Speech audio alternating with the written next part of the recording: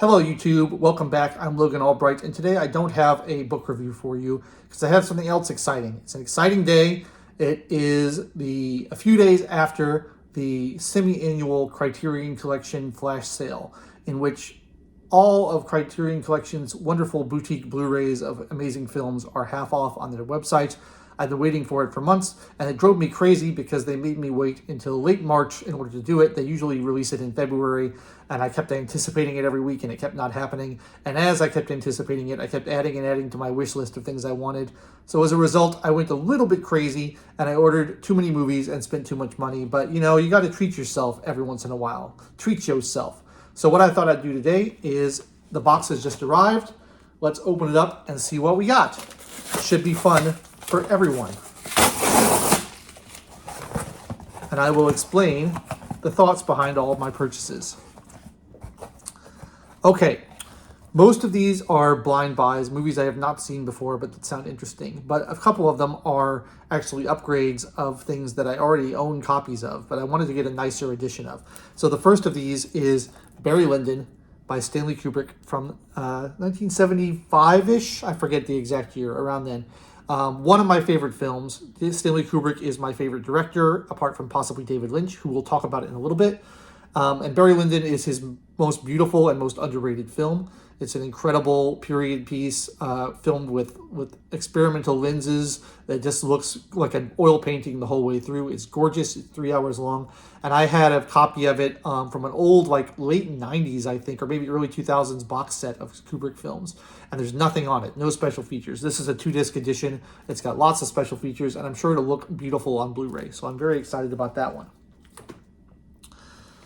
Okay, next up we have Mystery Train, directed by Jim Jarmusch. I don't know much about this film. It was a late addition to my wish list. I read about it. It's about Memphis, and it's got music and musicians in it. It's got Joe Strummer from The Clash in it. Screamin' Jay Hawkins is in it. It just sounds like an interesting little slice of life about Memphis, and I like Memphis. I've been to Memphis. I've been to Sun Studios and Graceland and all the great kind of musical heritage that's there. I love music, and I love that kind of music, rockabilly stuff. So I'm expecting to enjoy Mystery Train. Speaking of music, the next entry is a new documentary, about a year old, maybe 2 years old, on the Velvet Underground, one of the greatest, most influential bands of all time. I want to say they're underrated because people don't talk about them that much, but they are, you know, hugely influential and well regarded. So maybe they're not underrated, but I feel like they haven't gotten the kind of critical attention lately that other bands of the era have. And so a brand new documentary with archival footage and stuff about them is really exciting to me. I love the Velvet Underground. I think they're just such an incredible creative force that had such a huge impact on the world of popular music. In my view, there's like two branches of popular music. There's everything that came from the Beatles, which is all kind of like pop and a lot of more, you know, softer rock and more pleasant rock. And then there's the underground stuff, and the underground stuff like punk and post-punk and even like electronica and stuff, I think all kind of derived from the Velvet Underground's example, because you had people like Brian Eno who were very, very influenced by the Velvet Underground and started their bands and started doing things with ambient and electronic music. So I think those are kind of the two branches. You can see by which songs bands cover. You know, if people are covering Dear Prudence or Want to Hold Your Hand or something, they're Beatles fans. But a lot of the post-punk bands and goth bands and stuff cover Velvet Underground songs because they're so influential. So that's exciting. Next up, this is one I've wanted to get for a while. It's an Italian film. It's like an epic called The Leopard. It's got Burt Lancaster in it and a bunch of Italian actors. It's about the decline of the Italian aristocracy, from what I understand. Again, I haven't seen it, but I like Italian cinema, and this sounds like a kind of beautiful, sprawling, long movie that I will enjoy. So that should be fun. This 2-disc edition has an English version and an Italian version. The Italian version is longer, so I'll probably go with that, but the English version has Burt Lancaster's real voice on it, which is nice, so I might watch both of them. Next up, we have Andrei Tarkovsky's Mirror. This is a very thick packaging here. I saw Andrei Tarkovsky's Solaris many years ago, and I hated it. I thought it was like the most boring, slow movie I'd ever seen, and I couldn't understand why anybody liked it. And I forgot about him for many years, and then I kept hearing about this film called Stalker, and I kept hearing how good Stalker was. And I finally watched it, and Stalker has quickly become one of my favorite films by Tarkovsky. It's a brilliant movie. And it makes me want to go back and watch Solaris. Now that I'm older, I might appreciate it more. This is one of his later films. It's supposed to be kind of experimental and autobiographical. And I'm looking forward to it because I love Stalker so much. I think I will enjoy this. And I like more experimental films these days.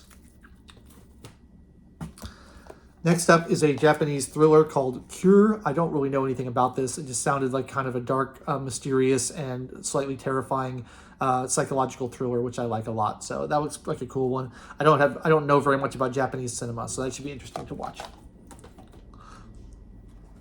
Next up is Badlands, the first film by Terrence Malick. I've never seen a Terrence Malick film, but I wanted to watch this one, and I'll tell you why. It's a little bit of an odd reason. I was watching True Romance, the first film written by Tarantino, and I got a really nice special edition of it on Arrow Video about 6 months ago or something. And I've been watching that with the commentaries and everything. It's got tons of features on it. And True Romance has my favorite theme music of any movie ever. It's his beautiful Hans Zimmer composed score for like marimbas.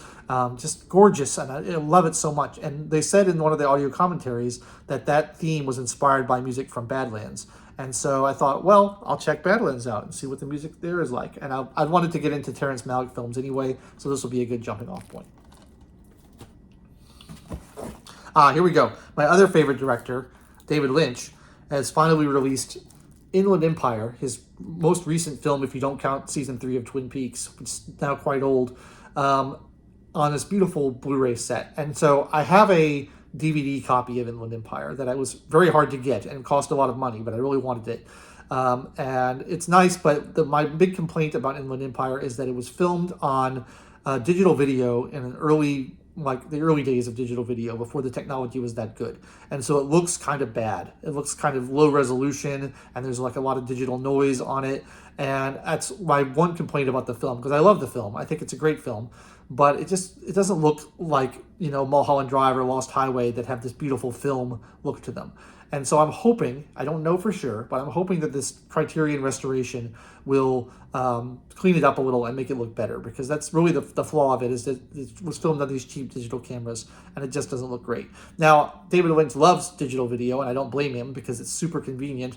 You can just set up a camera and go. You don't have to pay for film stock. It's so much faster. You can see what you've gotten immediately.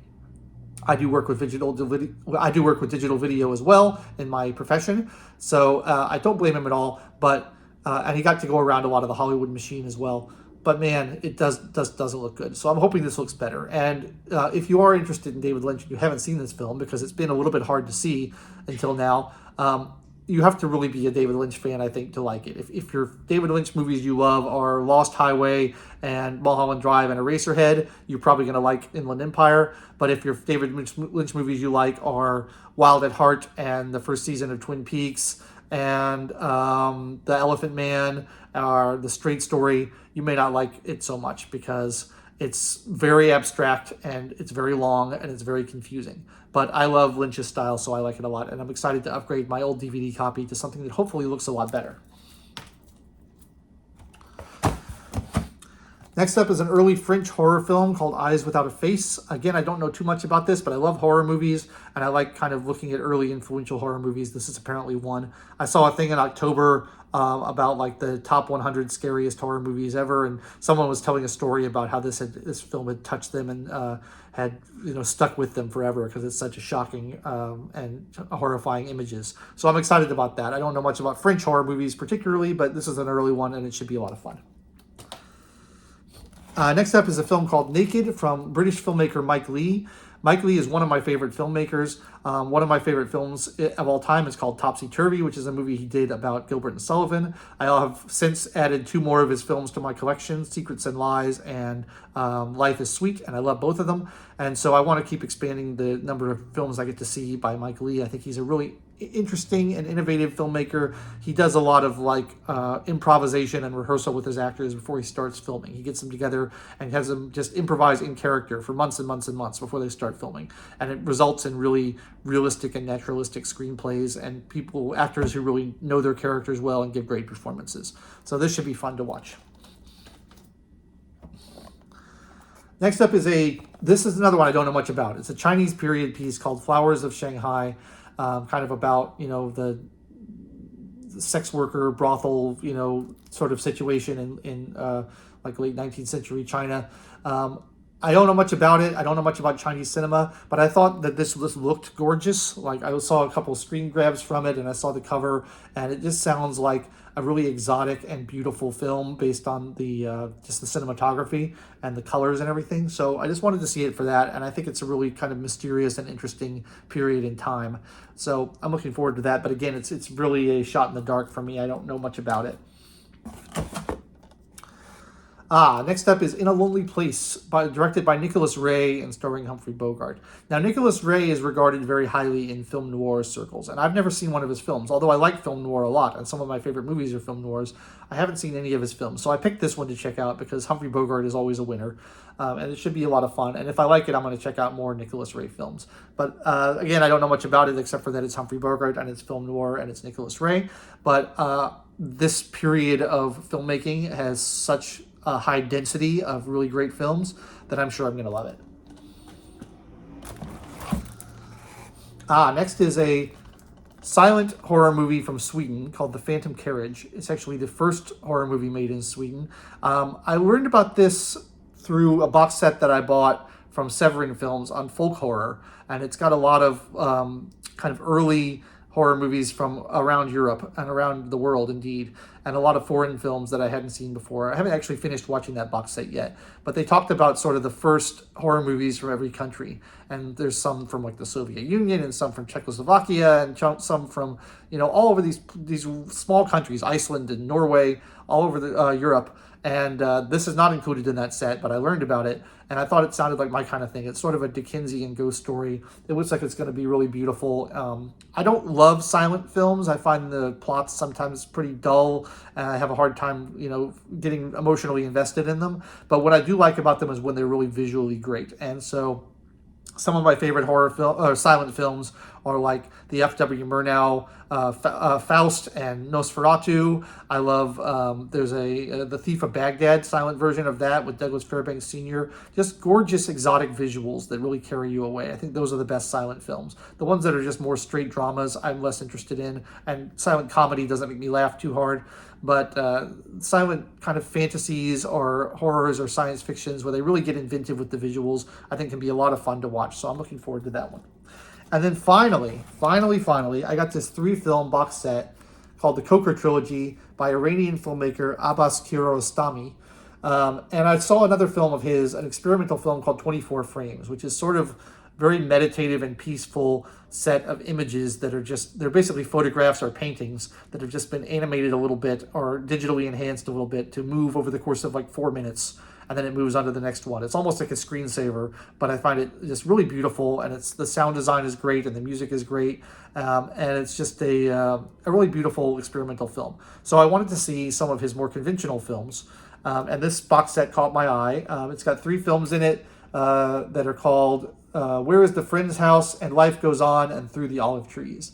And they're sort of conceptually linked from what I understand. The first one is basically just a movie, and then the second one is sort of about that movie, and then the third one is like behind the scenes of the second one. So there's sort of this meta stories about movies, which makes me think a little bit of like Fellini's 8.5 or something like that. So again, I don't know much about it, but I thought the filmmaker was really interesting, and he has a lot of other films that sound interesting as well. I saw a video of Louis C.K., the comedian, on a podcast talking about another one of his films called A Taste of Cherry, and he was just singing the praises of that film and saying how incredible it was. So I have high hopes for the films of Abbas Kiarostami, in particular the Coker Trilogy. So there you have it. I think that's a total of 16 films to watch, although I have seen 2 of them before. I'm going to have a busy weekend checking out all of these beautiful films. The Criterion Collection is just so nice because the packaging is so good on everything. Like, look at this beautiful packaging. And when I open them up, I'm sure there'll be beautiful booklets and things inside. I'll have to get around to that. But I just wanted to share that with you guys. And because it's an event every 6 months when you have this great Criterion sale. They're usually so expensive, I just don't want to buy them. But half off, I'm willing to spend a little money on them to expand my collection. So if you took advantage of the Criterion sale, please let me know what you got. Let me know what you think of the movies I got in the comments, and give me recommendations for the next time there's a sale. I got a gift card this time for getting over like a rewards threshold. And so I have a $50 gift card coming to me for the next sale. So give me advice on what you think I should order next. Thank you so much for watching. I hope you've enjoyed this. Please like the video, subscribe to the channel, and click the bell for notifications. I've been your host, Logan Albright, and I will be back next week with another book review for you, not a DVD or Blu-ray review. We'll go back to books. I'm sorry to disrupt our regularly scheduled programming, but we got to do it sometimes. So thank you so much for watching. I've been Logan Albright, and I will catch you later.